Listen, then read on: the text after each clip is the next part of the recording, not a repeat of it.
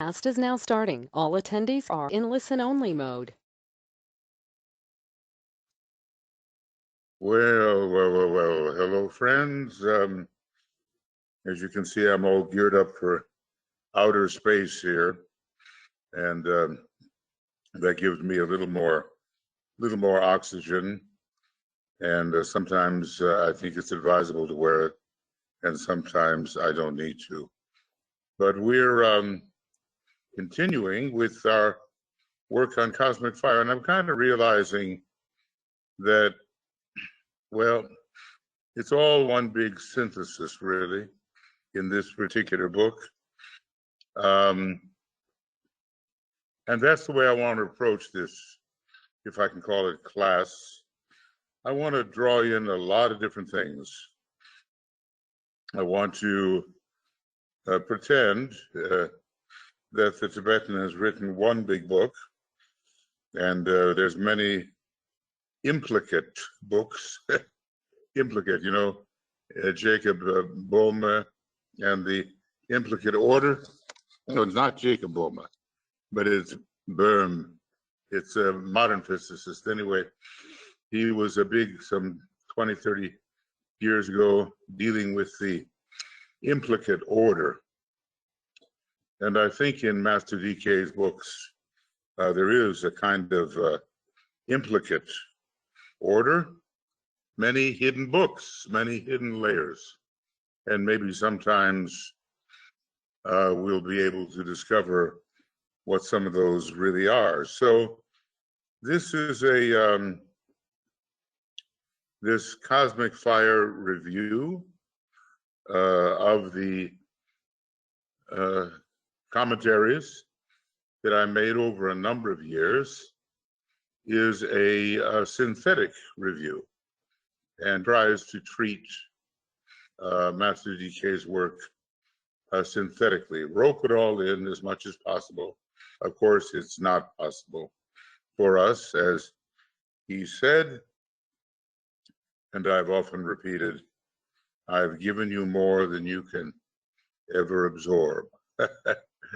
Boy, that's the understatement, you know. Last time we were dealing with these 7 laws of the solar system, you know, like in the Kabbalah. Oh, I have an overlap here. I don't know what to do about that. Well, there's one thing to be done. Make this a little smaller. Yeah, maybe that'll help. Anyway, yeah. Where was it? I've given you more than you can ever absorb. I guess I was there and I forgot the rest. So it will come back to me if it was important. I just want to welcome you who have joined us here today, the brave ones, you know. If this goes on, it'll take a lot of bravery to make your way through this. Anna, welcome, and Annette and Antonella. Yes, and some of you I noticed want to be part of the Esoteric United Nations, and Tui and I are working on a little webinar for Monday. We have our 195 nations set up, and we have the advice about how to deal with that, and we'll just, you know, get started. Sunday actually is the day. So we have to make sure Sunday is somehow a marvelous day on which to begin such a synthetic work. So, but Monday we'll deal with it later, and we'll answer any questions and so forth. So, hi Antonella and Antoinette and Barbara and Brennan, Karsten and Catherine from Australia, and Deborah, Eric, hello, and Frederick, George, Heike, Helen, glad you're here. Helen will take care of that UN thing for you. Hilda and Ishtar, Joan and Johi, and Kim Knight. Let's see here. Yes, we're doing another webinar. Kim, yes, we are. We'll just keep it up until, we have everybody that's had a chance to pledge to the process. Really, it's not overly onerous. If you want to do some research, for which we would be grateful, great. But otherwise, a few minutes a day helps you invoke and hopefully evoke something from the soul of the nation we're concentrating upon. So yes, the answer is yes. And we'll get that to you. And Michael, make sure that Kim is on the list, please. Lorraine, hi, and Margot, hi. Mariana, hi. And Martha Gallahue and Martha Mickelson. And Mary Bell. And Nicholas. Hello, Nicholas. Natni and Nesa and Nicole and Risto. Roz and Stephen. And Suzanne, Tanya, Tia, hi, and Vera, Ville, and Zenaidi, and Veronica. There's about 40 of you. Great. Okay, that's terrific. And over here on the other side, Joe and Michael are helping, and Tuya will be, I suspect, with us at any point. She just finished, I thought, a very beautiful broadcast. It was a broadcast on the soul of nations, and she went through all 195 nations. It depends on how you count, Certain nations are affiliates or subsidiaries or are subsumed in another nation. So there are some extras there. And she went through them, followed by an Om after each one, as we were all invoking together. I think there's a great opportunity here for global consciousness to increase its quality. And of course, when you read Cosmic Fire, it's not just global, is it? It's solar systemic and beyond. And even though we can't know very much, we can know something. So let's just work together on that. And let's see where we are here. Yes, I wanted to offer some suggestions. Last time we talked about the 7 solar systemic laws, which are not the 3 cosmic laws, and it's set up pretty much like the Kabbalah is set up. There are 3 major points of emanation, or Sephiroth, above the 7, 3 above the 7. So the 3 cosmic laws at the moment are those 3, and we probably have to add something in there called the intermediate law of karma, and maybe that comes between. I'm not sure, might come between the cosmic laws and the 7 systemic laws. And in the Kabbalah, there is an interesting figure which is sort of evoked, and it's called Da'ath. And it's not in the old Kabbalah, it's in the relatively new Kabbalah, and it makes then 11 instead of 10. Then we have the 7 below. So we can correlate in some ways the 7 below structure with these 7 systemic laws. And what I would suggest, as we go along, if you have a question, make note of it. And then when we discuss, such as we do, then you can say what you were thinking about, and it'll be easier, and you'll feel more at ease. Now, about this law of vibration, I feel it's related to Vulcan. That first ray impact, it really is the smack, the hammer that gets things going. And I just want to say that Vulcan has a first-ray soul, but I suspect that its dual monad is on ray 4. He's the artificer in metals and minerals and hard materials, all the things that are part of the first or seventh kingdom, depending on how you look at it. And I feel that ultimately he's so close to the sun with all of its second ray, and you can only have a 1, 2, or 3. I suspect it's a second ray monad in the ultimate sense, but fourth ray temporarily. Then there's the law of cohesion under Jupiter. Jupiter, as you know, and by the way, Jupiter, as you should know, and all of these planets, as you should know, at least their soul ray, what DK is given, is the second ray soul, but the monadic possibility, he's the great ceremonialist, you know, and there's the possibility of his association with the seventh ray. When you really listen to Jupiterian music, it has an incredible stately regularity to it. I don't know how many of you have been through was it Edgar Elgar? Elgar. The first name is either Edgar or Edward. A great close of the Victorian age composer. And he wrote all of these pomp and circumstance pieces to which so many people have chosen to graduate from their, or matriculate from their, what can I call it, of learning, their institution of learning. And sometimes the graduation from being single to being married, it's a great walk down the aisle piece, and there are a number of them. He must have had a tremendous seventh ray and some beautiful second ray in there as well.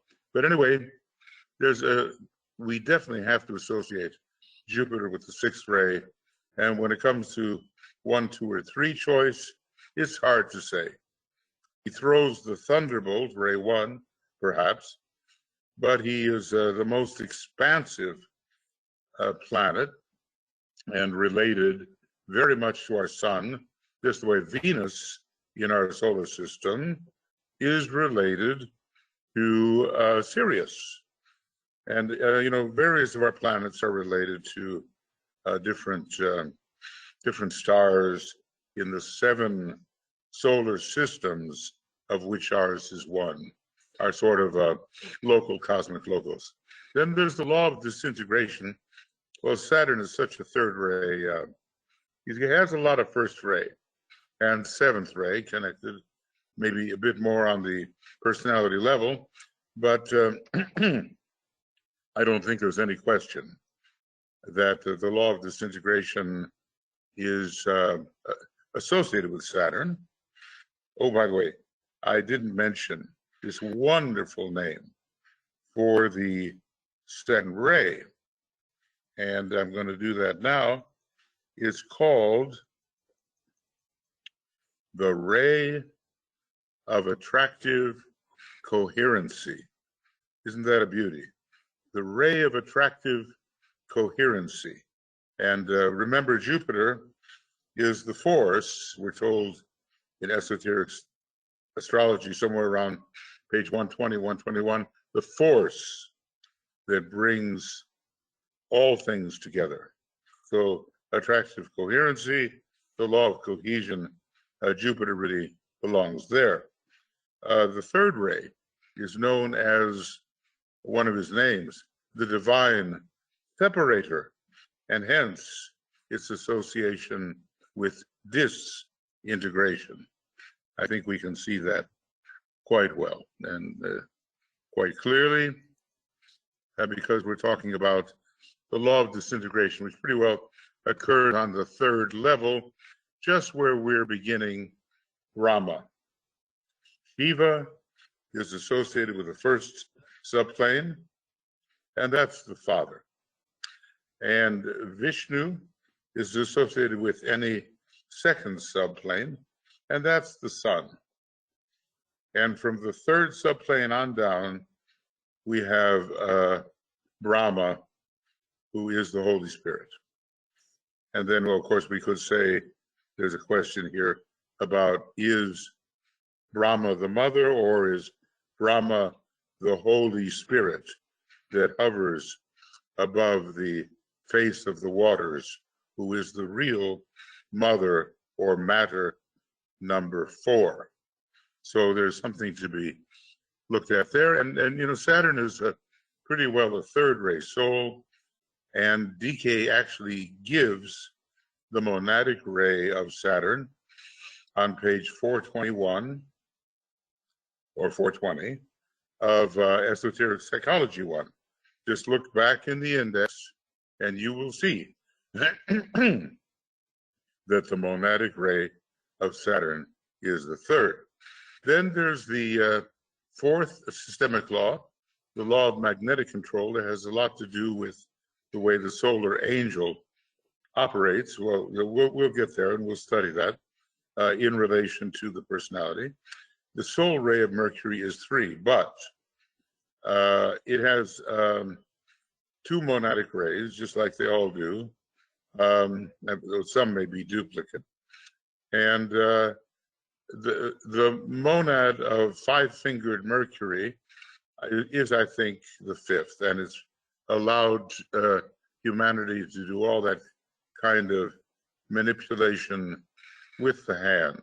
But ultimately, Mercury has to be associated with the third ray on the highest level. That's my best guess anyway, until proven incorrect. Then we come to Venus. Let's see what else we have here. I want to go down just a bit. Now you say, well, why do I have to know all this? Well, look, why do I have to know anything?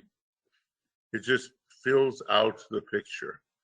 It rounds out the picture so that you can have a way of building a better and better foundation of understanding until pure reason really means something to you, means something to me. Okay, fixation is one of the particular functions of the mind, I say here, especially the concrete mind associated with the number 5. Well, we can associate 5 with the abstract mind too, if we wish. But anyway, it's Venus is the planet we're given with the soul of the 5th ray. Other planets have 5th ray associated with them. And DK definitely, if you read sharply and you read with real care, it's the monad of Venus is a 6th ray monad, and finally a 2nd ray absolute monad. When I say about the absolute monad, what do I mean? Well, maybe it's not the best, absolute. But anyway, 3 above the 7, and ultimately the monadic ray in its higher meaning has to be Father, Son, Holy Ghost, 1, 2, or 3, Shiva, Vishnu, or Brahma. And from everything the Tibetan has said, it's got to be ray 2 and ray 6 over here. So, every planet, just like every human being, has a monadic ray that's found on the 6th level from below, or 2nd level from above, and a final monadic ray with respect to the cosmic physical plane, which has to be 1, 2, or 3. Of course, these we encounter later. And, for people like us, we're down here trying to just make this Antikarana bridge. It's a little bit vain or in vain to be leaping at an estimation of whether we're 1, 2, or 3, but eventually it will be revealed. I remember a peculiar thing that Leadbeater said. Now, how much I mean, he obviously, DK said he was a man of attainment. He was certainly an initiate of the third degree, it seems to me. But he talked about a switch in rays between Master Moria and Master Kutumi.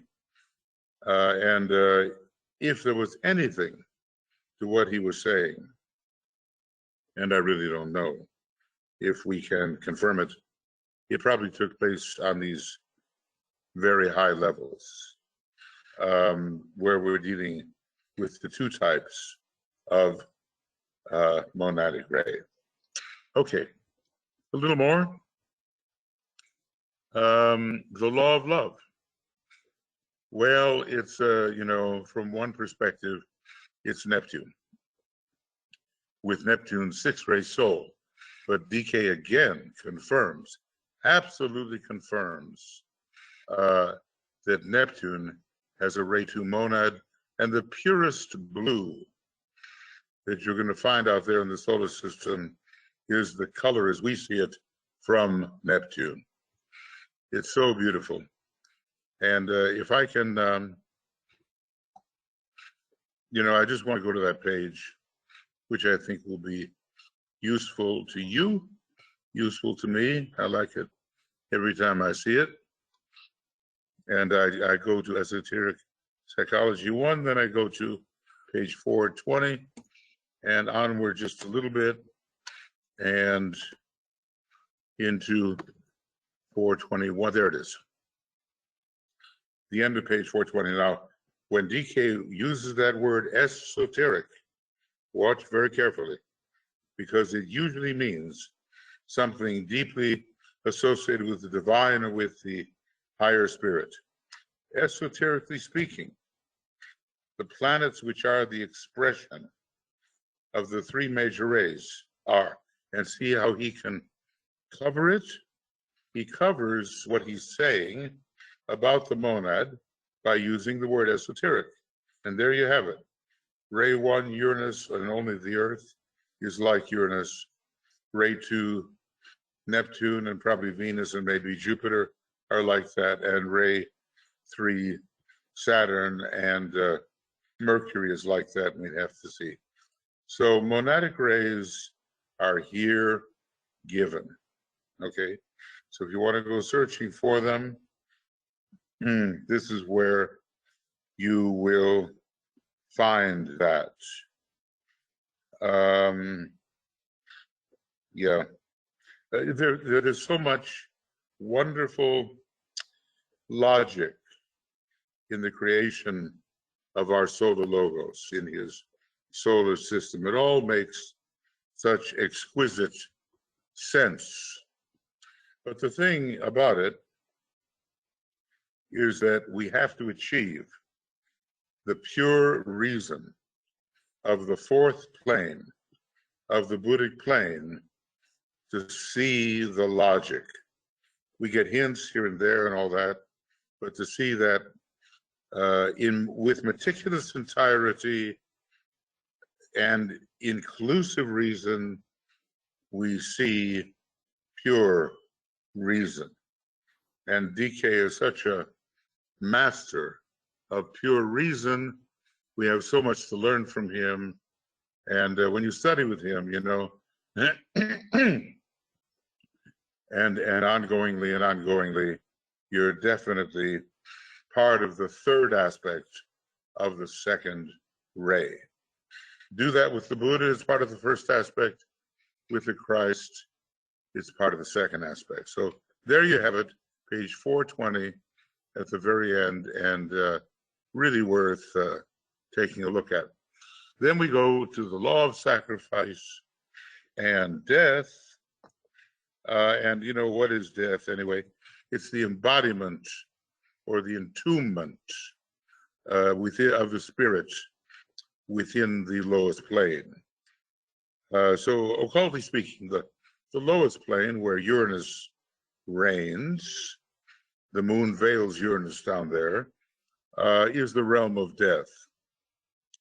And to enter into such concreteness of form is a great sacrifice. So you have sacrifice and death. This may tell us something about why Sanat Kumara is known as the Great Sacrifice. I mean, you meet him, and who is he? At the third initiation, he takes on the role of Uranus, the electrifier, a new type of initiator.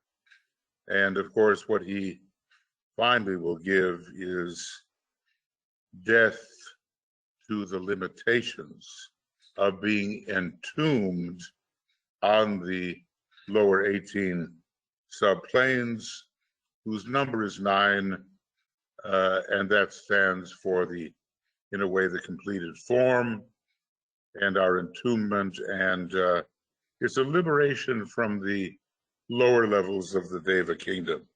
Look, friends, there's so much to know.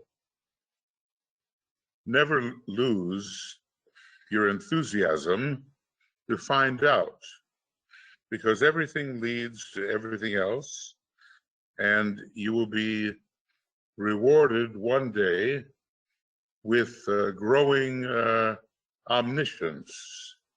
First, an omniscience with regard to our planet, then with regard to the other planets, and then with regard to the solar system and the sun, and on it goes until the fine day, the day be with us, in a way, a day be with us, which has been repeated forever, and that is the coming into universal omniscience.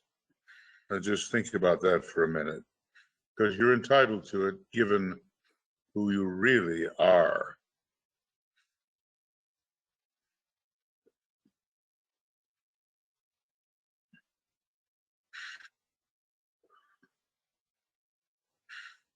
Universal omniscience. Well, how many trillion, quadrillion, sextillion, nonillion, big numbers remain when we think in terms of Earth years before that is achieved.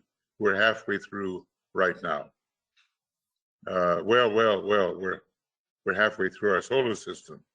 Now, can anybody say, I certainly can't, whether we are halfway through the universal process? I just cannot say that.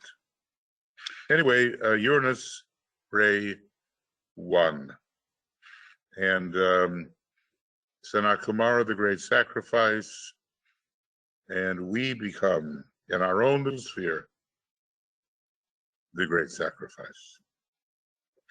So, those are the 7 laws of the solar system associated with planets, as I give them to you, either hypothetically or as definitely stated by DK, and the higher rays of those planets as either definitely stated by Master DK or as given to you by me hypothetically until I learn I'm incorrect, and then I will correct my understanding.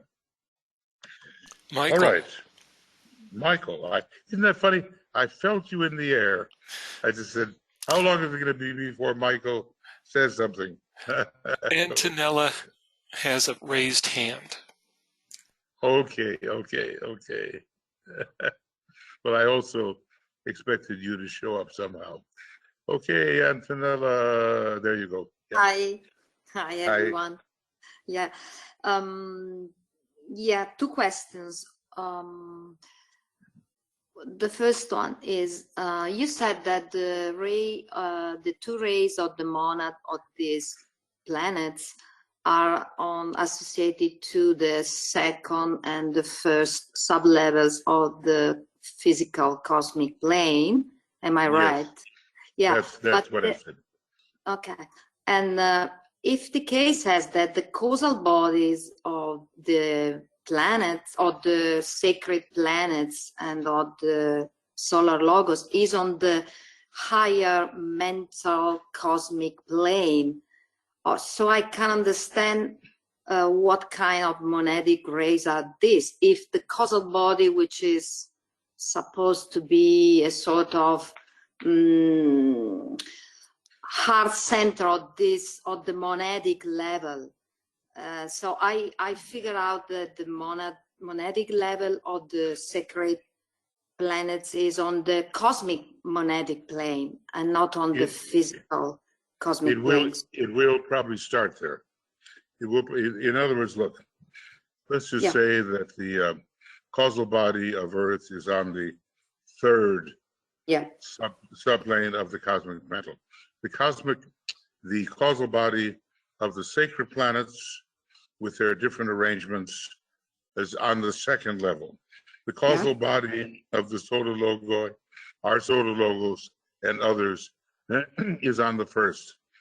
Mm-hmm. And while it does start up here in ways that we see, this little triangle is really our one about whom naught may be said. That's how I figured it out. And the structures that contain 7 of these ones about whom naught may be said are not even referenced. And whatever a cosmic parabram may really be, the chart goes beyond anything DK has said. It probably all starts from here, but it manifests here on the monadic levels of the cosmic physical plane. So, so in other words, look, let's see if I can get this straight. This is particularly for man in one way, and from another point of view, you can start a planet way up here, I suspect, or at least a star, but I think planets go in here as well. And then you can take the rays all the way down onto the different cosmic sublevels until they finally land in the manifestational area. So this is the manifestational area of those, let's say I'm pointing to the indigo thing here, who high above have a second ray supreme monad. And here is the manifestational area for those that can be any one of the 7. Have you noticed, Antonella? This is one of the tricky things about DK. He writes several times, a monad can be on any one of the 7 rays. Then he writes, a monad can only be on the 3 rays. So how do you solve it? And this is my way of solving the issue. And it doesn't, look, the liberated monad is what takes the trip on the way of higher evolution. And it goes to different constellations and so forth. And from the time we leave the cosmic physical plane, it's the volatile essence or the liberated monad which leaves. And it probably finds its way all the way back to the Pleiades, which I think is kind of this triangle. And there the different monadic rays will be found demonstrating. You know, if I knew all the intricacies, it would be great. But let's just say that we have a classification as a human being of one monadic ray, the highest, and another monadic ray below it. It's the only way we can work it out. And I say that a planetary logos has that, like Venus, 6 and 2, and other, you know, other ones that he pretty well confirms, that a solar logos has that. And here's my guess, with respect to our solar logos, it's 4 and 2, a second ray ultimate monad. And where does that belong? Does that belong up here? I don't know, you know. Let's just say the same limitations that prevail on the cosmic physical plane with these 7 would prevail with these 7 sub-parabrahmic logoi, whatever they are.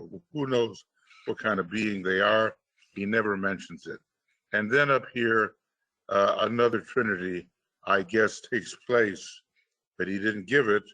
It's the doorway to the next level or dimension of the 10 dimensions in our cosmos.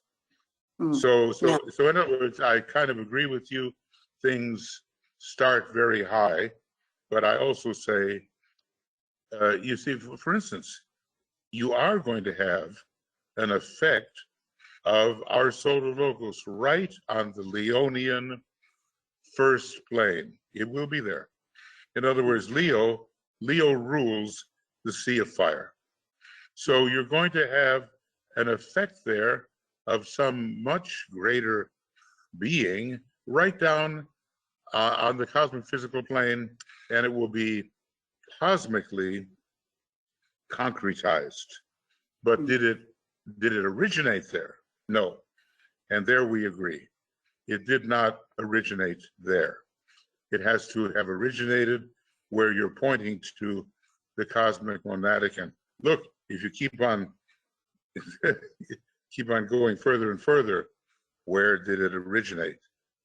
And I'm just going to say, finally, it originated in the universal septonate, which comes out of the universal logos. Unfortunately, look, DK is being very generous, giving us a map like this, but this is a little map on our way to the universal logos. And the 7 originate much higher up. So I do agree with what you're saying.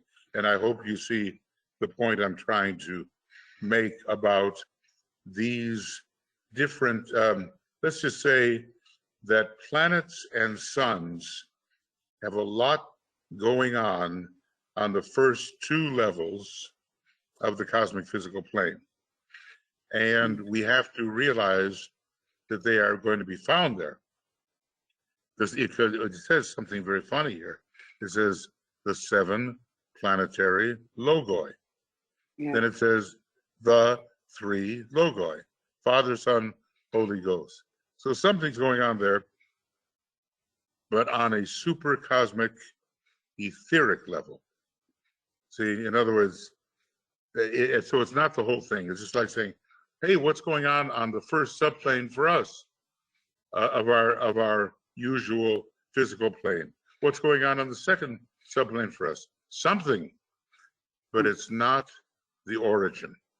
The origin is higher, as you point out. Yeah. Good. Thank you very much. Okay. And the second thing is this. We know that, at least for men, that the monad manifests through the lower 5 subplanes from the atomic till the physical one.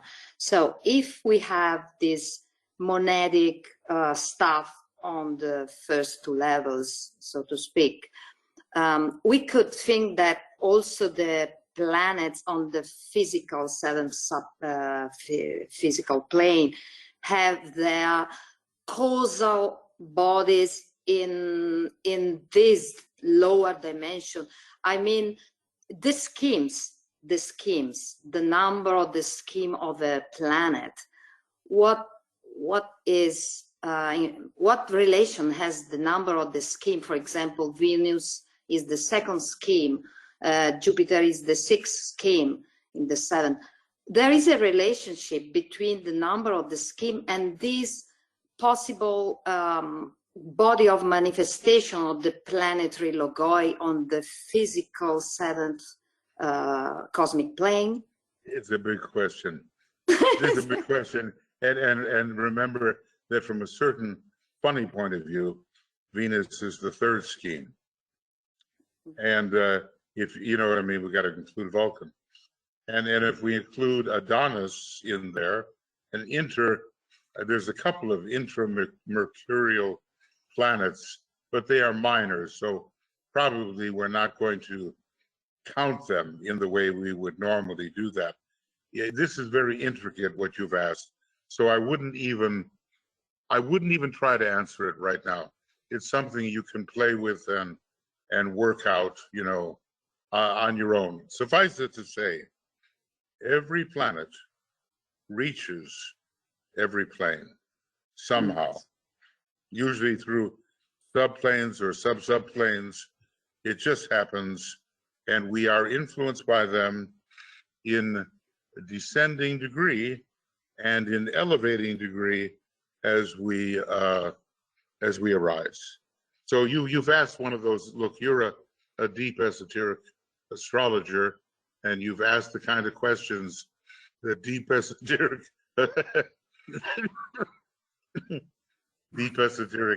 astrologers would ask.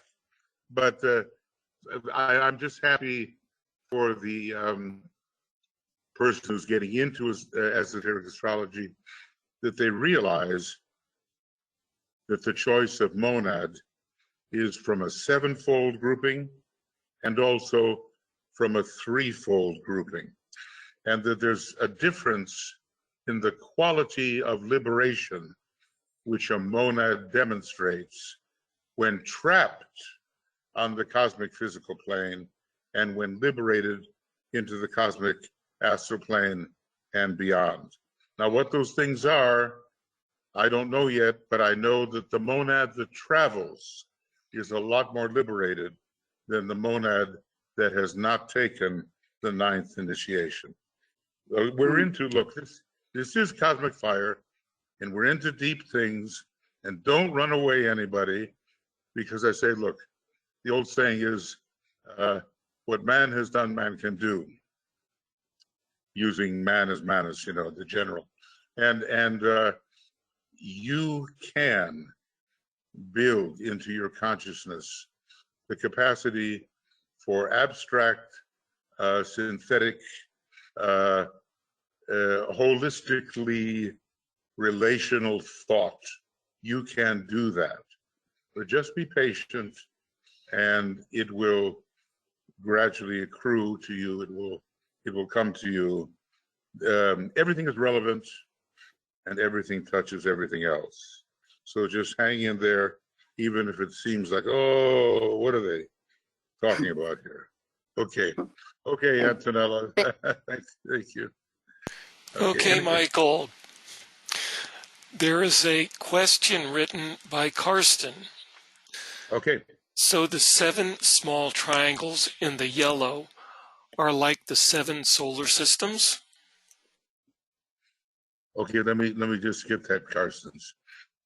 Now, are we talking about the map that I'm looking at right now, which is the biggest map that DK per se gives us? There's some theosophical map called Parabrahm, and maybe that's bigger, but this is what we're talking about here, right? So there's a yellow ball, and what you find up there, Karsten's, in my view, now I'm always willing to be corrected if a better point of view, more logical to me, comes forward. What you have in there is 7, one about whom naught may be said. 7, one about whom, how can I make a plural? You have 7 of these beings called one about whom naught may be said. Our particular one about whom naught may be said is centered around the, I'll round it off, 1,000 stars of the Pleiades. Right now there's something like 800 discovered, or maybe into 900, sort of the 1,000-petaled lotus of this great being we call the unknown. You know, you want to look at it here, we would go to Treatise on Cosmic Fire, and we would turn to page 293, and this, is this Cosmic Fire? No. Oh my goodness, it's not 293, and I always used to know that page. You put in, excuse me, you put in 203.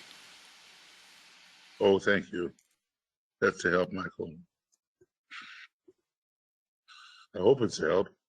There it is. The unknown. So every one of those little triangles is an unknown.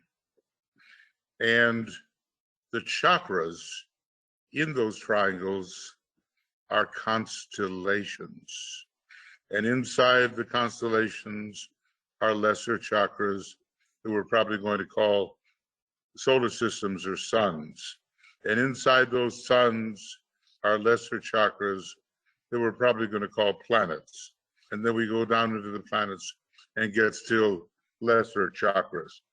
This kind of thing could be correlated with Melvin Artley's book, 1,000 Points of Light. He's got a lot of fifth ray and very, very savvy and very medical in a way. And he sees the analogy in all of our major and lesser centers to the larger picture. So now let's go back. If you hear that bell, I apologize. I don't know how to shut it off. Every one of these is an unknown, okay? And the color of these things, well, we'll have to do some more work on that. But anyway, the third one could be a third ray color. It's a third ray unknown. It's called a one about whom naught may be said. And it has in it, see, in other words, it's much bigger than a solar system the way we usually consider solar systems. Now DK is tricky because when you say solar system, you can mean just about anything as long as it's composed at a fundamental level of solar logoi. You can say just about anything you want. So, but it's not our little kind of solar systems. A constellation is a solar system. And we're talking about inside that green triangle, this is my estimate at present, are constellations like the Big Bear, the Little Bear, 7 of the Pleiades, the Orion, the constellation of which our sun is a heart center, called the 7 solar systems of which ours is one. Okay, now that solar system is a much bigger thing than just a star and some planets. It's got 7 stars in it. And Draco, which is cosmic kundalini, would be inside that little green triangle. So basically, Karsten, what I'm trying to say is let's be careful when we use the word solar system, because we don't know the magnitude of what is meant. It can be an ordinary, here's a star, here's some planets, solar system, or it can be a much bigger thing like a constellation. So basically, I think we all come out of that little green triangle, and meanwhile, there's 48 other points of emanation there out of the major 7. And when you go up here to the very top, I do think there needs to be an undrawn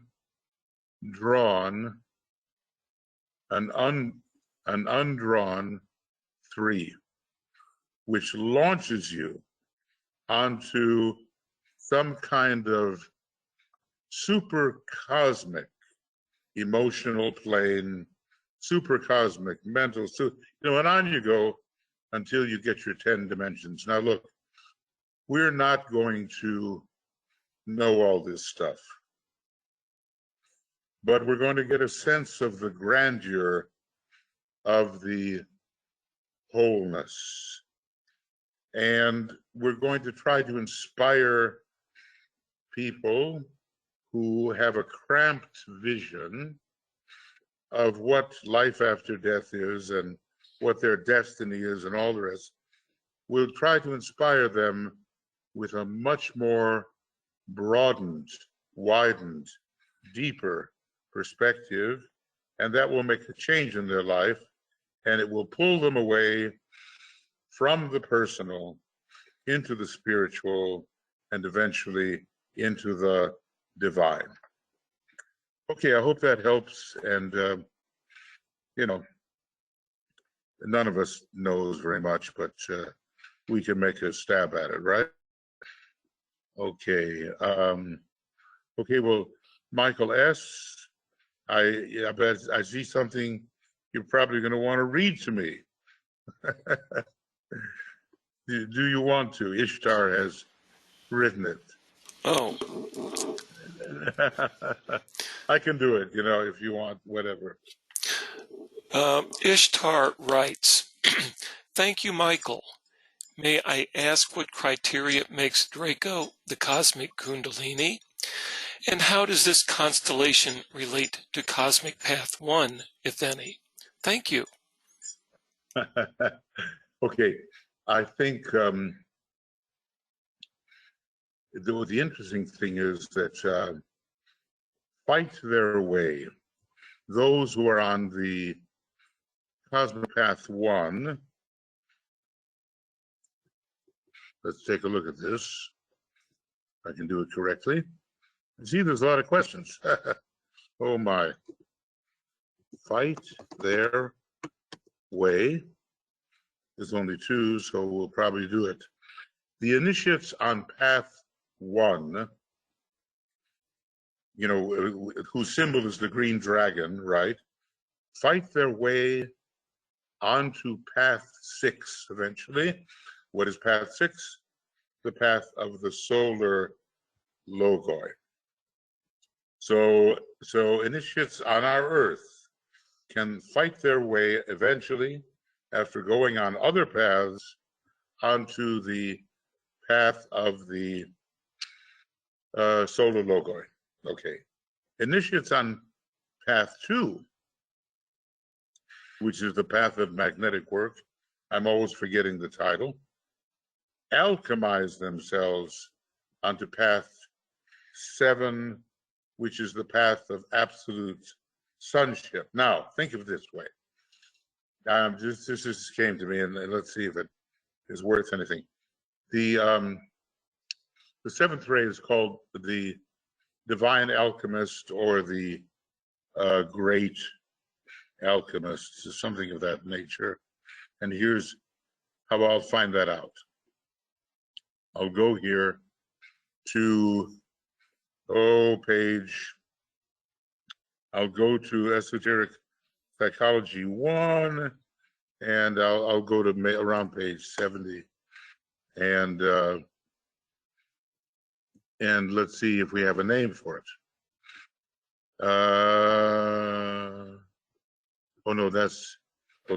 I've got to go much farther down. Sorry. And here, the divine alchemical worker. So basically, that great constellation we call Draco, which starts out at the base of the spine, has already, in a sense, lifted energy from the base of the spine to the area around the head center, which is why it is so high in the sky. So through the process of alchemy, Draco, number 7, takes its place elevated in the sky as a cosmic, divine, alchemical worker. And let's be realistic. How do we know that this is cosmic Kundalini? Well, look, it is a serpent, okay? And Kundalini is a serpent, but DK just told us it's cosmic Kundalini. So, that's how we, quote unquote, know. We don't know anything here. We're just using a hypothesis about it. So Draco is up there going between the 2 bears, and it has its very powerful position. Not only is it the seventh ray of the base of the spine of this great system, but it's made its way up already to the top. And here's one more thing about Draco, which is astonishing. And if you go to page 1162, whoopsie, 1162, there should be something there. Oh, no. It's going to be. You want to be in Cosmic Fire? I do. Thank you. It's the only book that'll take me to there. This is one of the most enigmatical paragraphs, but if you read between the lines, you can get it. Look, Cosmic Fire is the synthesis. It's about cosmology, and it's about what happens in the atoms of your body. So just broaden your mind, and all the little pieces will fit in. The energy centers of the solar logos are themselves in the form of vast lotuses or wheels. I wonder what it says here. Okay, and here's all about the lotus. Okay, that's nice, but we won't get into it right now. It takes the symbolism of it all, and it's very good. Oh, it's very good. Okay, sometime go to footnote 24 on page 1162. And by the way, if I need to importune anymore, I know all of you have computers, but I know all of you do not yet have the Alice A. Bailey CD-ROM. So save yourself a few centuries and get it. Okay, so they're in the form of vast lotuses or wheels, at the center of which lies hidden that central cosmic life we call a planetary logos. And notice that a planetary logos is not just a solar systemic life. He calls it a cosmic life. So, what is cosmic? What is solar systemic? He gives us different perspectives.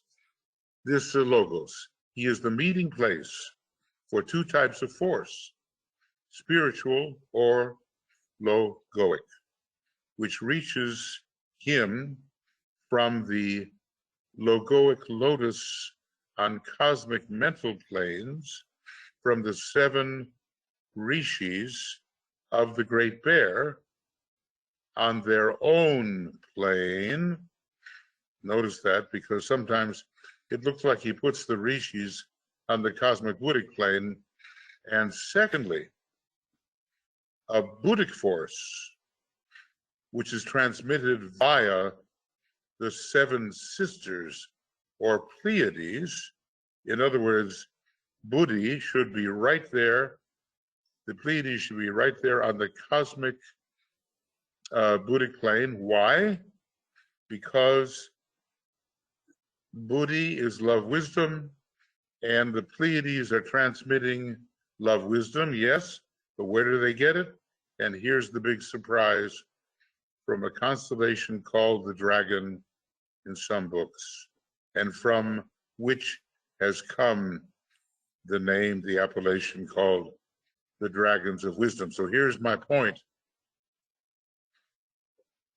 Draco, Earth has a lot of rays, right? So every constellation has a lot of rays, and some of them are primary, and others are very, very secondary.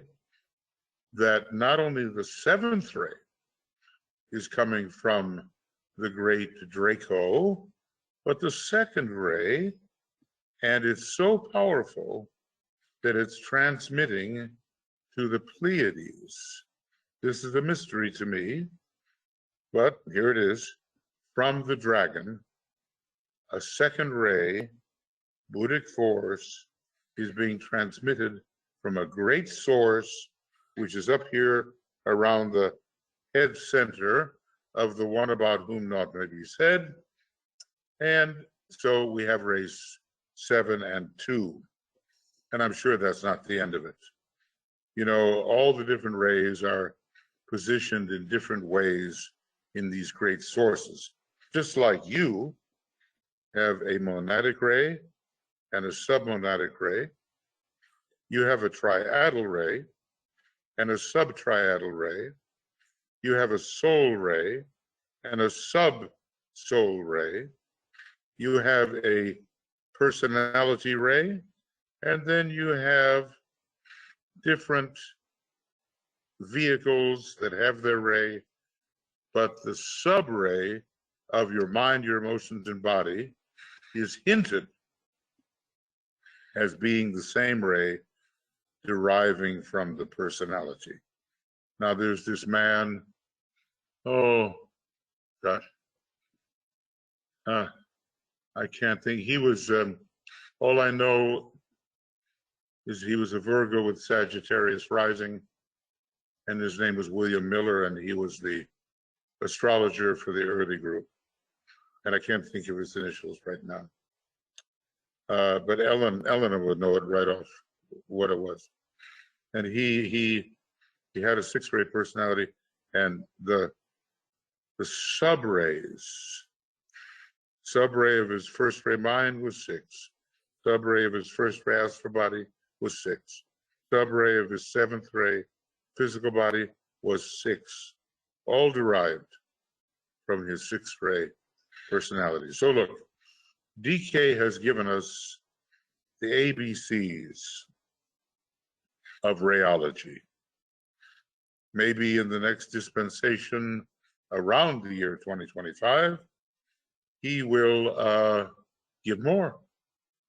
And we will understand how this incredible tapestry fits together. Right now, we can speculate according to logic, what has been established as true, according to what the intuition might be giving, if it's really the intuition, okay. We can do all that, but DK will have to come up with a confirmation.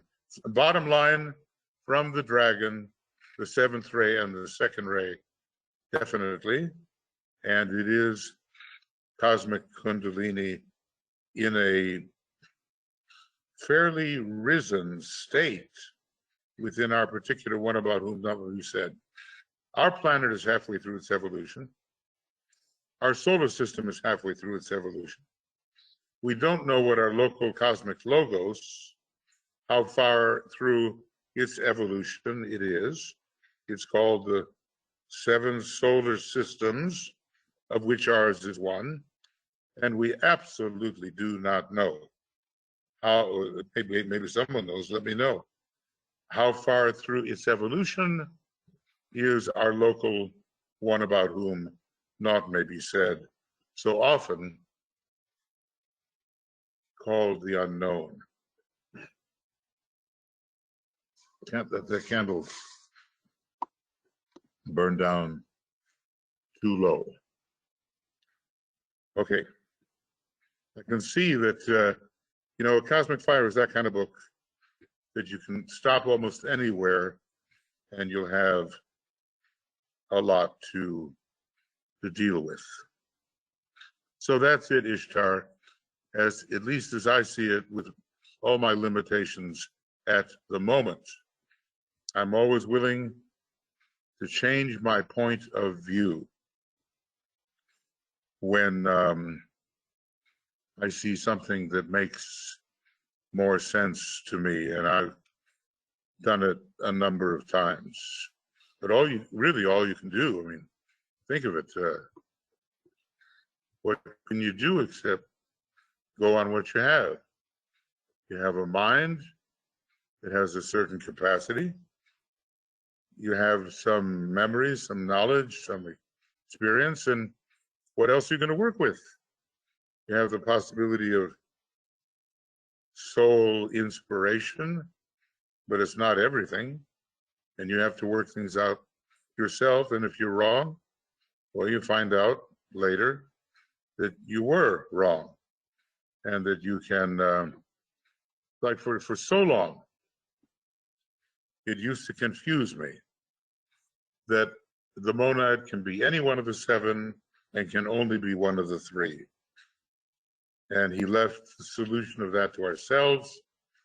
And basically, it's the difference between the monad on plane 6, subplane 6, which is inside the monadic vehicle or the temple of Ezekiel, and the volatile monad, which is existing in the sea of fire and can only be in the circle of the Father, Son, or Holy Ghost. So for the moment, I feel that I have solved this in a way that is satisfactory to me. Now, is it correct? I don't know. But it's the best I can do at the moment, and so I use it as a working hypothesis. Oh, we're going to have fun studying these higher paths. Here's a way that you can go from being a nice planetary logos onto a path that allows you to be a cosmic ray, any one of the seven. That should be fun. Anyway, it's meant to be, it's meant to be far more than an agonizing experience. Don't forget, we're on a planet right now that has all of these wonderful names, like the planet of releasing sorrow and purifying pain. You get the idea, right? Releasing sorrow and purifying pain. Okay, well, it sounds pretty rough, and it is.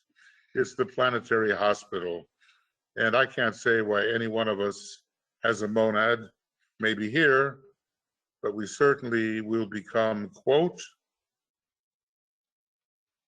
judges, which is adjudicators, judges between the pairs of opposites, high and low, soul and personality, spirit and soul. You know, we will learn the difference between these factors, the high and the low, by being ripped apart between them for quite a while until we figure out what's really going on.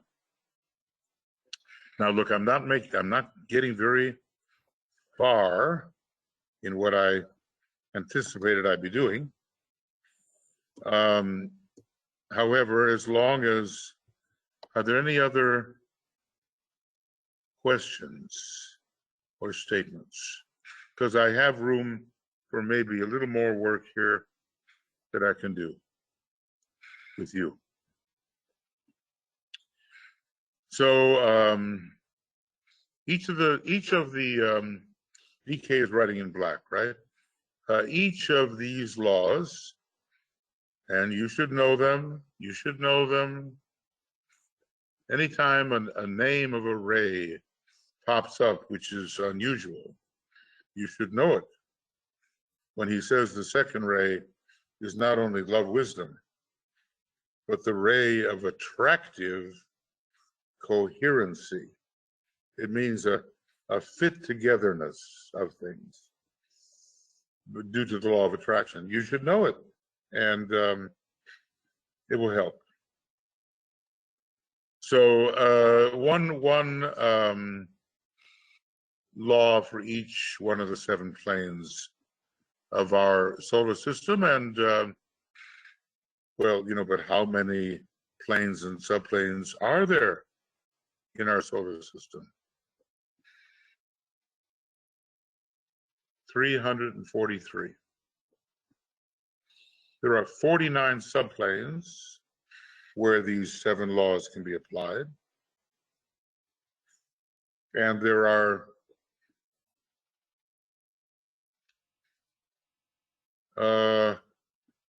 subplanes on each one of the normal subplanes. In other words, we don't have anything that shows how divided it is, but let's just take a look at these subdivisions here on the physical plane. Each one of these little divisions has 7 divisions itself. And that's where we get the number 343, which, please notice, sums up to a nice 10, which is one of those considered a perfect number. That's certainly a human number. The 12 is a little more Davic, and the 10 is related more to what we call a man. And in between is the average, or 11, which is the number of the hierarchy. Okay. So going on. If I can. Yeah. So we can find our 7 systemic laws applied in 3 different ways. Applied to the cosmic subplanes that we call like physical, astral, mental, Buddhic, etc. Then we can find the 7 laws applied to the subplanes of those subplanes.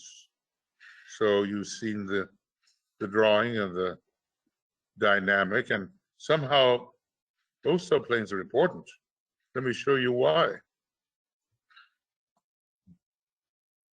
Notice that these subplanes show you where your chakras, whether they're etheric, astral, or some of the mental, where the chakras are located. For instance, let's go to the astral subplanes. Your throat center is on the 3rd subplane of the 6th cosmic subplane. Your heart center is on the 2nd subplane of the 6th cosmic subplane, and your head center is on the 1st.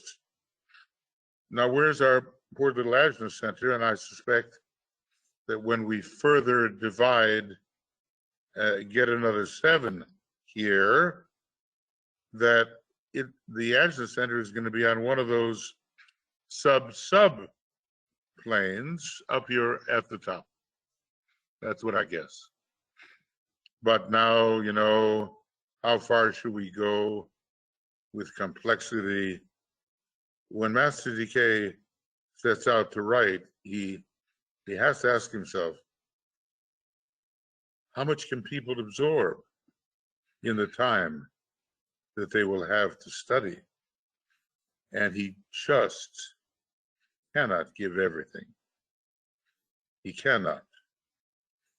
Otherwise, we would just be, you know, just overwhelmed. So we have to learn the ABCs of the ageless wisdom. And in the long range, we will find it to be salvational knowledge. And it will certainly save us from the childish mentality in which so many people are trapped. And it's up to us, in whatever way we can, to help to convert that childish mentality which afflicts the great majority of the human race. It's up to us to help transform it into a mature, truthful, clear-seeing, sensitive, subtle mentality or consciousness. And I'm sure that so many of us we try to do that, I'm sure. Okay. So a little more.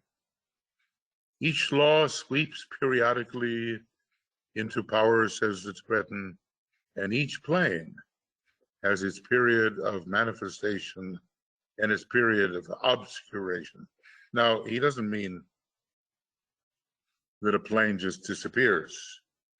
He just means that the activity focus of the higher God, let's say Sanat Kumara, is not there. It's somewhere else. So there's less going on developmentally on that particular plane than maybe at another time.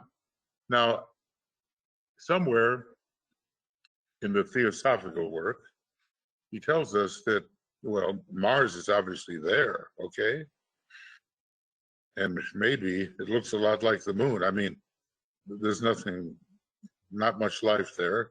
Maybe a little bit they're discovering. On the moon, nothing maybe. But the moon is a dead body. And very negative effect on its child, the Earth. Mars is not a dead body. Mars is simply in a period of obscuration, which means that there's not as much attention going on there on the outer level as there might have been at another time. And, you know, they'll discover things that'll just drop the jaw about life on other planets. So when you look at a planet like Mars, or, you know, nothing, other planets, nothing seems to be going on the outer level, then look to the etheric level, and maybe plenty is going on. Like for Venus, no form of life that we know here on Earth could live on Venus. It's just extremely inhospitable, you know, the temperatures, the storms, you know, all that. But maybe on etheric levels that are not affected by that, Venus certainly has its own humanity, and they are called by different names and all the rest. Look, we're beginners. We are just emerging from a state of unconsciousness. Not so long ago, we have been animal man, and certainly we have been ignorant man. Now we're getting a little brighter, but we're still beginners. And right there is where the humility comes in. Because pride never learned anything. It's so busy protecting its self-image. But humility, based on a right sense of proportion, does learn something. And I would trust, I oftentimes think, you know, read a book like Cosmic Fire, you know, get humbled quickly. And it's just the ABCs. Cosmic Fire is so vast, but it's tiny. It's vast, but it's tiny. And we need humility on this planet as never before, because without humility, we don't see. We just, you know, if you have your nose in the air, you're going to trip and fall. Pride goeth before a fall. Little more, little more. So each law sweeps periodically in. And what if we reach the third subplane of the atmic plane? I've shown this to you, which, well, where am I here? Here. You know, Keith Bailey got this together. He's a deep student of these matters. Come on now. Why doesn't it give me? It's just not going to let me go any further. Well, for some reason, look at that. Just disappearing like that. Okay. For some reason, yeah, there it is. This is his compendium. All knowledge is right here. It's Brahmic. It's the third subplane of the third cosmic subplane, or the atmic plane. And maybe when we reach that phase of all knowledge, we'll know about the cycles and when they occur, and we'll know about where Sanat Kumara is concentrating right now. He's doing a lot of concentrating in our fourth scheme, in our fourth chain, in our fourth globe. It's kind of like an incarnation, because where you focus and sustain your focus, you are incarnated. So that's what's going on now. Michael, another question. This one from Anne Veronica. Are our mental, heart, head, and throat in the soul, or are they petals, each three one center? Let's see if I get it. Hold on.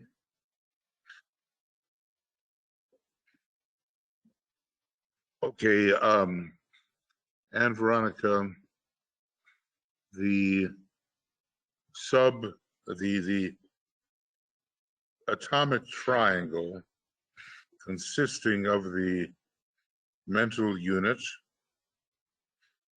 the astral permanent atom, and the physical permanent atom are somehow surrounded by or contained within the egoic lotus.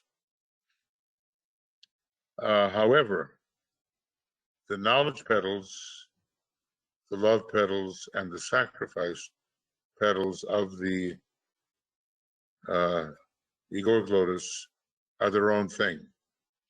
And at the very bottom of the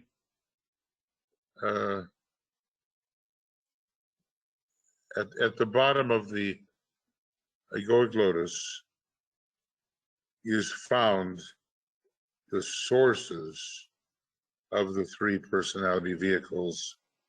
It has its own special position, but it is not the petals of the egoic lotus per se. It's underneath them is what DK seems to be telling us. So would you say our mental, you see, I assume you mean chakras, maybe? Michael, why don't you go back to the chart that shows the various centers and their locations? Right. That will help. But tell you what, you know, what we don't have is here's the atomic triangle, okay?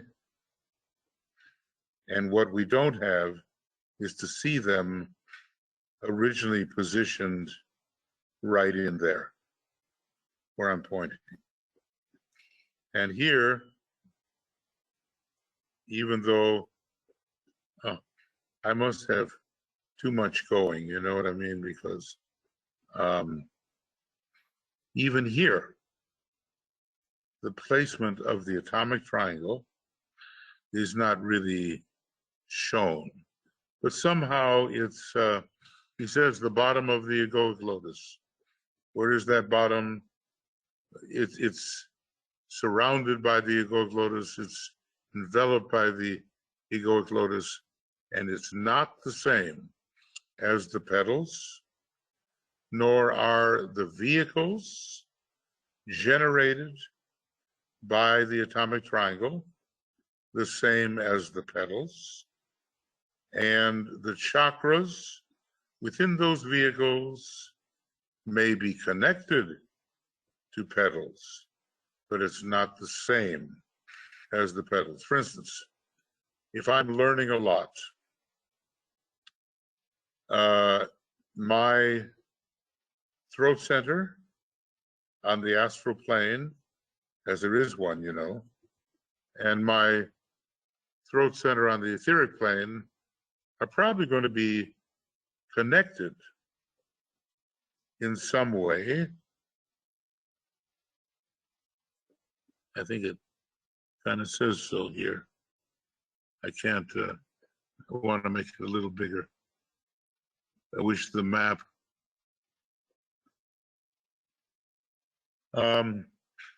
Yeah, to the astral throat center, to the astral head center, to the astral heart center. So it's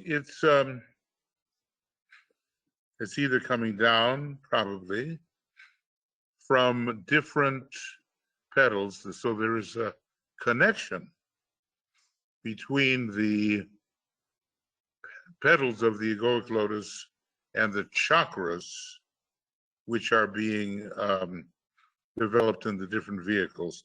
And by the way, you know and see that there is no such thing yet as a chakra on the third level, the second level, or the first level.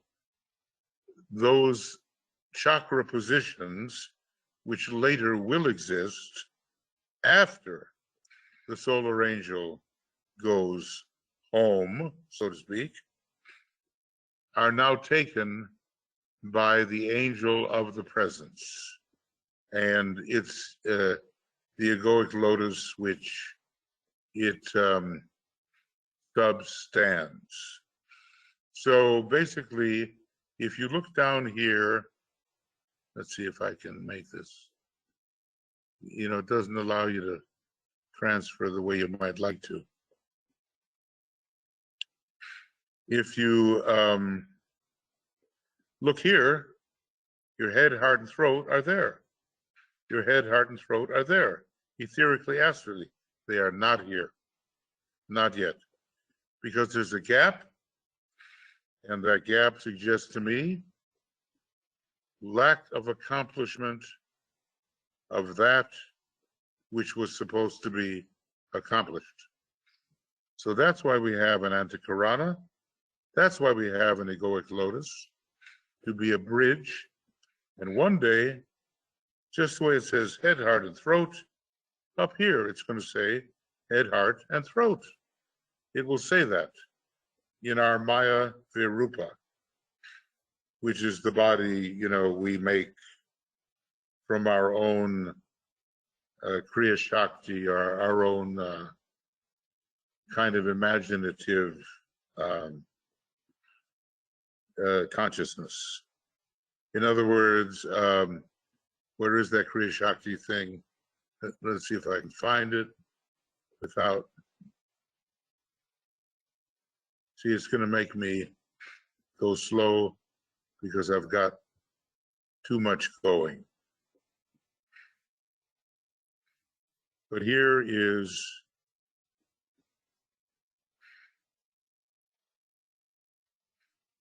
and here it is. Kriya Shakti materializing the ideal, Virgo, Jupiter, all that. And from that power will later come everything that I need to make a Maya Virupa. And my Maya Virupa will not, which means like a will created body or a body of Maya, it will not need the solar angel anymore, or the angel of the presence. It will not need it anymore. And therefore, instead of a gap from plane 4 upward, and you know what I mean, instead of this gap, no solar angel or angel of the presence will underlie the higher mental plane matter to make an egoic lotus. It will be my own chakras. So basically, you know, like a bridge over troubled waters, you know, maybe some of you know that Simon and Garfunkel song, very beautiful. Like a bridge over troubled waters, the solar angel or the angel of the presence has laid itself down so that there's a connection between the higher triad and monad and what we are down here. I hope that is a little bit clarifying. Now, there's a couple of other things. So that, in other words, there's a difference between chakras, vehicles, and petals. And basically, the solar angel or the egoic lotus contains them, but the petals are not them. Okay. Michael, Ishtar, is that where the masters are in the Maya Varupa? Don't worry about the spelling. The vehicle of Maya. The masters, when they appear on the lower planes, except for Master DK and maybe some others who have kept their old bodies, because they can do that too. Master Moria has a Maya Varupa. Master Kutumi has a will-created body, Maya Varupa, and the Christ, definitely, when he appears, it's not going to be a born body, so people don't have to worry about whether their child is the Christ, so to speak. You know, some ambitious parents are always imagining that they're giving birth to the Christ, but it doesn't work that way.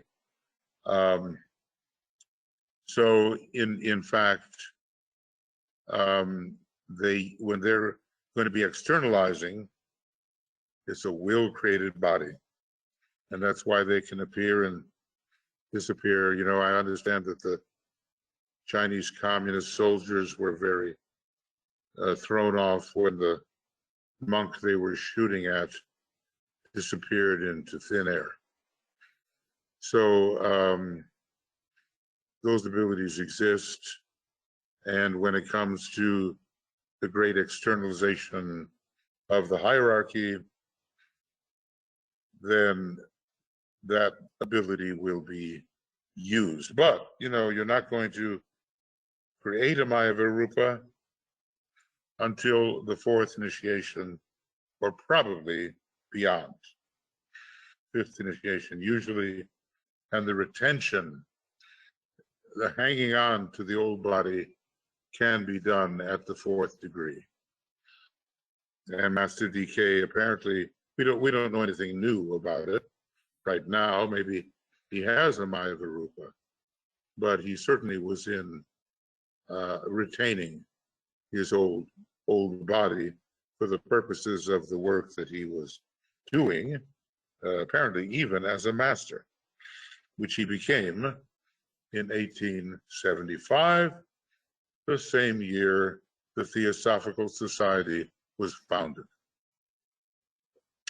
Interesting stuff, I think. Okay. Well, I look at the time and I see that been talking a long time. You know, when I did these commentaries, I went into a lot of detail, and I don't think in our usual discussions we're going to go into such detail. We're almost reaching the third fundamental of the secret doctrine. Now, at least, my friends, have in your mind what are the three fundamentals of the secret doctrine. There is a boundless immutable principle, and there is a fundamental law of periodicity to which all forms subscribe. And finally, all souls are identical with the Oversoul. And before long, the fourth fundamental will be derived. Some people have tried to derive it, and we just don't know. It will have a lot to do with psychology and also astrology. Okay.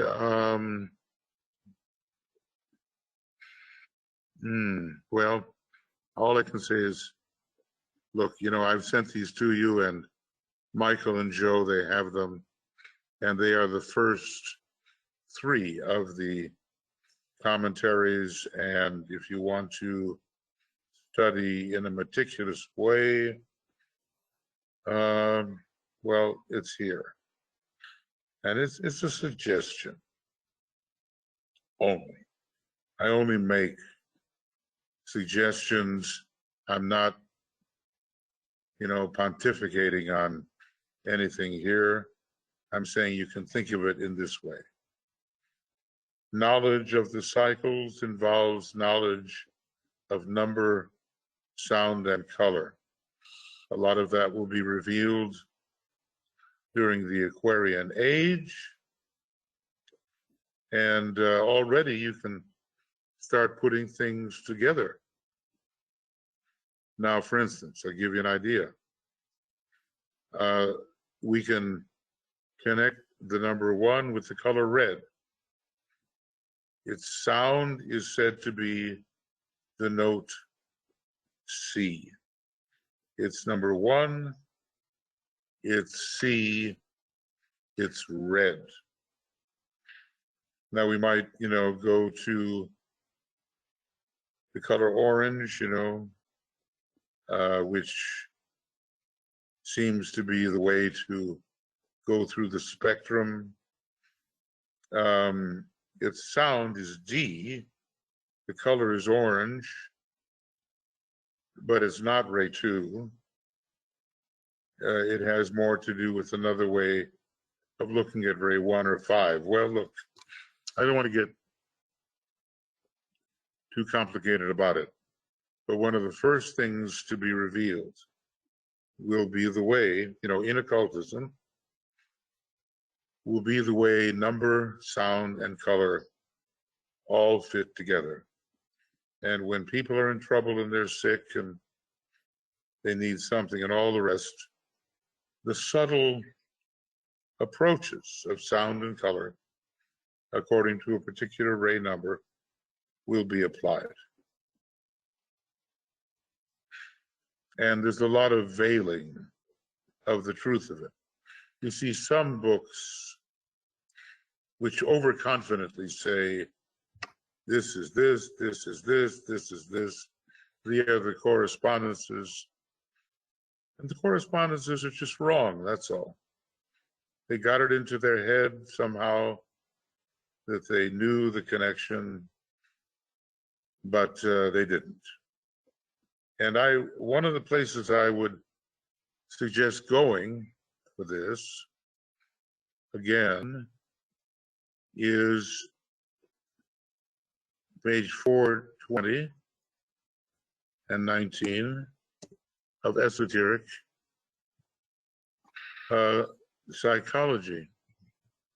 And notice, and why should it be so, that here's ray 5, for instance. The esoteric color is yellow. That's interesting because elsewhere we're told that exoterically it's orange. And another esoteric color is indigo, showing you the close connection between the higher mind and the second ray. And here it is, you know, in various places. Exoteric colors, esoteric colors, cream and yellow for the fourth ray. Black for Saturn, well, you'd think so. Ray 3, black, veiling the life. Esoterically green. Go here to the second ray. Exoterically, light blue. No, exoterically indigo with a tinge of purple. It's very Jupiterian. And then why should light blue be the esoteric color? Go to the Secret Doctrine in the 3rd volume and see whether it explains it. And then you go to you saw I got stuck there on note number 2. The exoteric color was orange, and the esoteric color is red, meaning that when you play the second note on the piano, starts out with a C, then goes to a D, the orange note is more exoteric. The red note is more esoteric, according to this way of thinking. So you can see that we're dealing with meticulous entirety, something of which Master DK is a real expert. And we are just beginners, but all the little pieces will fill in.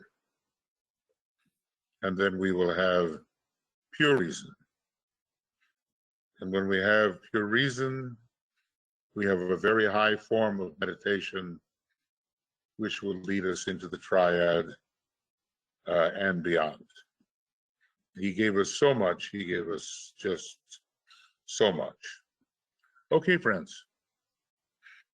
I guess I've gone as far as I can go, and I haven't gone very far. But I dealt with sound and color just a little bit, and it's one of the big things. Matter of fact, the first method of healing that will be really developed in the New Age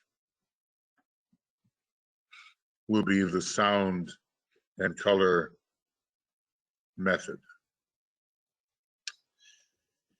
Yeah, and math, music, and color sounds like the school of Pythagoras. Sounds like Master Kutumi behind a lot of schools. Sounds like DK, Master Kutumi's student, requiring these things in the new schools. So, what I'll do here is close up shop and leave a moment or two, you know, for your thought. Let's see, wait a second.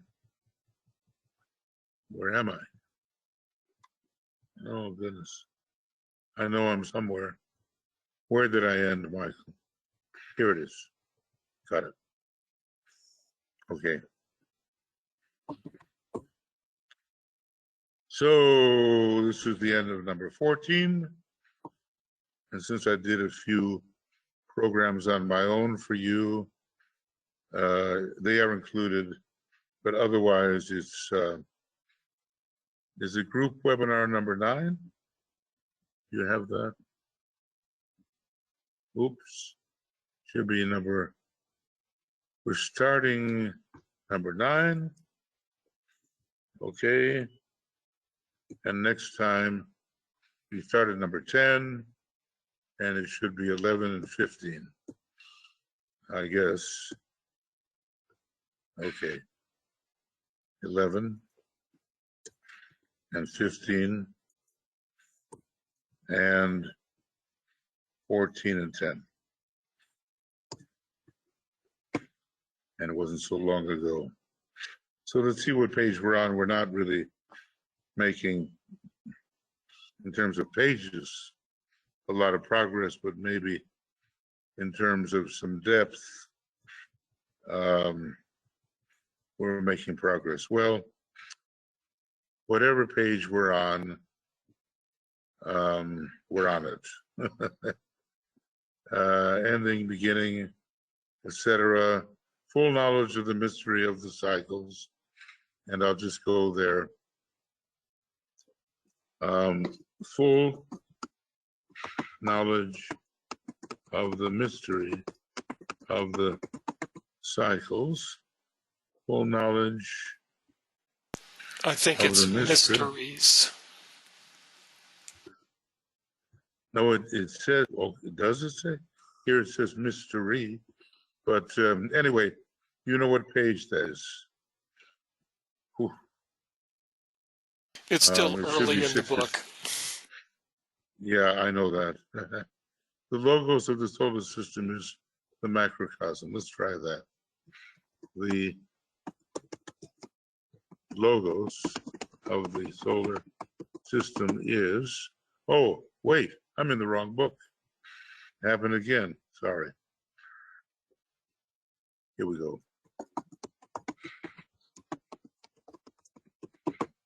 Nope. Nope. And if you are correct, nope. All right, well, don't worry about it. I'll figure it out. And we're starting very close now to all souls are identical with the Oversoul. And today is let's see, today was 25 of January. 25th. And then when do we start again? February the something? It'll be February 1st. Right. I'm sorry. It'll be Friday next week. January 31st. January 31st. You're right. Thanks, Joe. And okay. Michael, you're on page 6 of Treatise on Cosmic Fire. Thank you. Boy, are we making progress. Wow. Okay. Now, friends, and I hope you still are, my friends, do you have any final thing to ask or to say? I meant to transfer you over to you. My apologies. Any final thing? I guess, you know, the law of synthesis is the primary cosmic law that we have. And in this particular video class,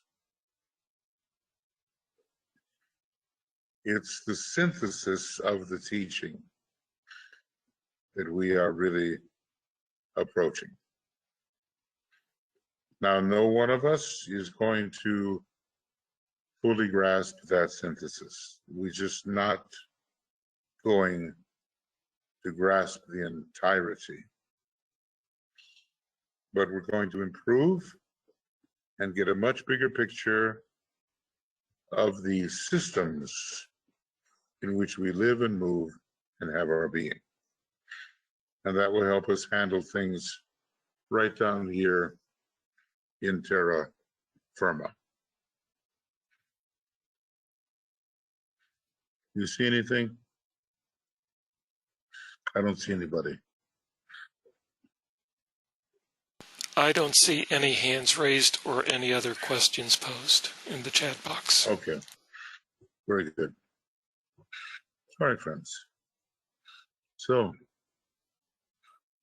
let's do this. Excuse me. Great invocation. From the point of light within the mind of God, let light stream forth into the minds of men. Let light descend on earth.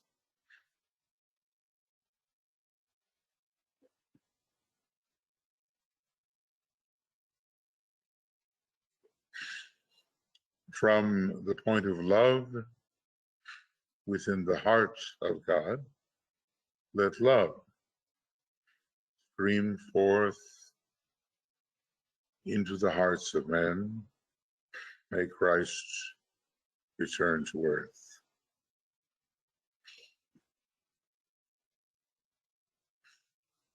From the center where the will of God is known,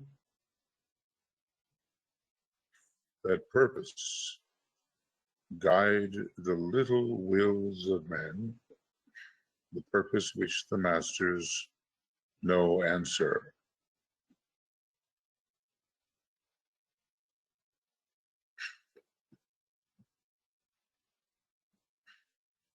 From the center which we call the race of men, let the plan of love and light work out, and may it seal the door where evil dwells.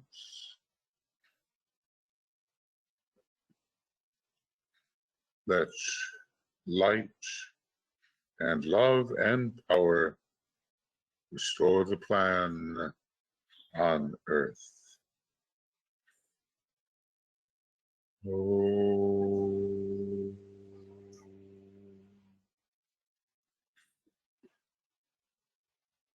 Oh.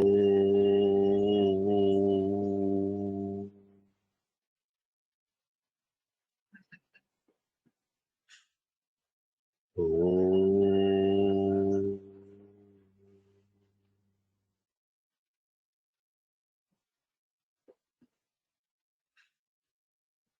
Just keep oming away on the last one. The om should be longer, but I'm not up to the long ohms anymore. Tomorrow, too, you will give on the evening schedule the attracting resources for hierarchical purposes. It will be a broadcast, and by now you certainly should have the broadcast link. If you don't, write me infinitize8@gmail.com. We'll make sure you get it. But Joe, they should be able to get it somewhere all the time. Yes, it's on Makara. Makara is your resource, really. Any of the recordings, go to the main page. You can search. All of the current links are posted. BL is keeping all these things up to date. So if you have any difficulty finding it on Makara, just you can email any one of us and we can help you through that. Yeah, okay, that's great. And then we're also planning another on Monday, Esoteric United Nations. We're just kind of shaping it up, you know. And tomorrow, now let's see, wait a second. Tuya, are you there? Are you there? Yeah, can you unmute yourself? I am here. I am here. Now, we start tomorrow, don't we? Yes. Wait, Sunday? Sunday tomorrow we start with the countries. And we start with China, is that correct? With China, yes. I am, yes, the sheet is almost ready, and we have been sending already this kind of draft, so one can survive with that. But pretty soon we should be sending to all of the people and the real thing. members the sheet itself. Okay, and basically, we start on Sunday to do the work, but on Monday, we have our first, our webinar again. Is that correct?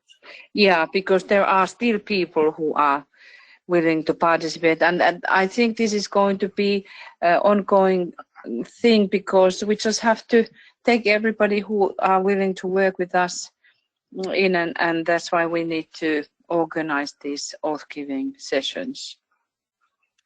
Fantastic, excellent.